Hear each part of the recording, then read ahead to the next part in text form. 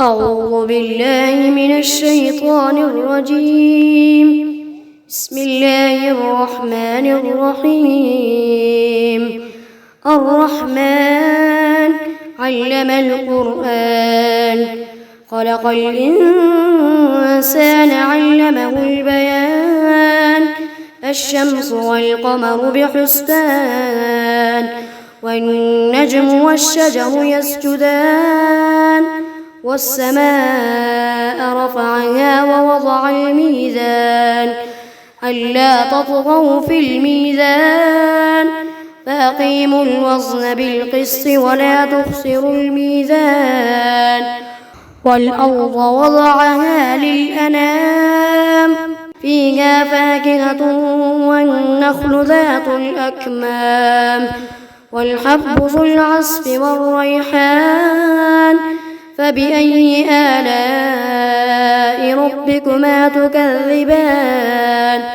خلق الإنسان من صلصال كالفخار، وخلق الجان من مارج من نار. فبأي آلاء ربكما تكذبان؟ رب المشرقين ورب المغربين. فبأي آلاء ربكما تكذبان؟ مرج البحرين يلتقيان، بينهما برزخ لا يبغيان. فبأي آلاء ربكما تكذبان؟ يخرج منهما اللؤلؤ والمرجان. فبأي آلاء ربكما تكذبان؟ وله الجوار المنشآت في البحر كالأعلام. فبأي آلاء ربكما تكذبان؟ كل من عليها فان، ويبقى وجه ربك ذو الجلال والإكرام.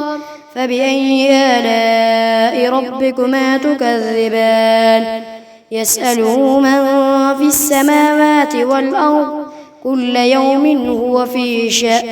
فبأي آلاء ربكما تكذبان؟ سنفرغ لكم أيها الثقلان. فبأي آلاء ربكما تكذبان؟ يا معشر الجن والإنس إن استطعتم أن تنفذوا من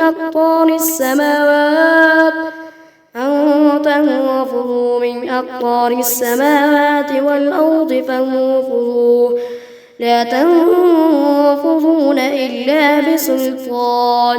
فبأي آلاء ربكما تكذبان؟ يرسل عليكما شواظ من نار ونحاس فلا تنتصران.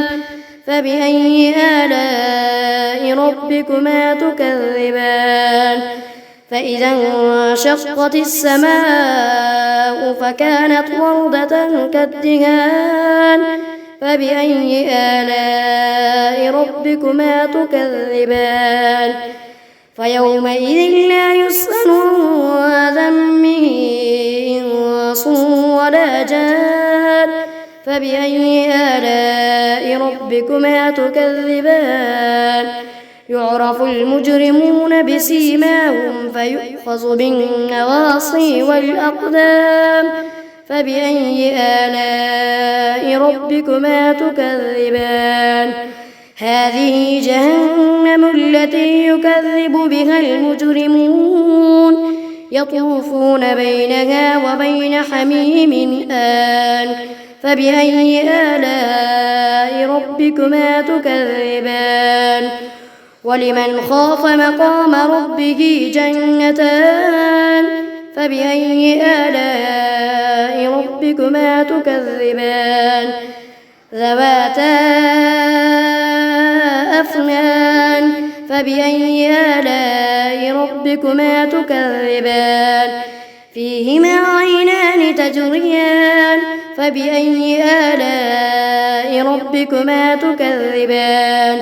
فيهما من كل فاكهة زوجان فبأي آلاء ربكما تكذبان متكئين على فرش بطائنها من استبرق وجنى الجنتين دان فبأي آلاء ربكما تكذبان فيهن قاصرات الطرف لم يطمثهن إنس قبلهم ولا جان فبأي آلاء ربكما تكذبان كأنهن الياقوت والمرجان فبأي آلاء ربكما تكذبان هل جزاء الإحسان إلا الإحسان فبأي آلاء ربكما تكذبان ومن دونهما جنتان فبأي آلاء ربكما تكذبان مدهامتان فبأي آلاء ربكما تكذبان فيهما عينان نضاختان فبأي آلاء ربكما تكذبان فيهما فاكهة ونخل ورمان فبأي آلاء ربكما تكذبان فيهن خيرات حسان فبأي آلاء ربكما تكذبان حور مقصورات في الخيام فبأي آلاء ربكما تكذبان لم يطمثهن إنس قبلهم ولا جان فبأي آلاء ربكما تكذبان متكئين على رفرف خضر وعبقري حسان فبأي آلاء ربكما تكذبان تبارك اسم ربك ذي الجلال والإكرام.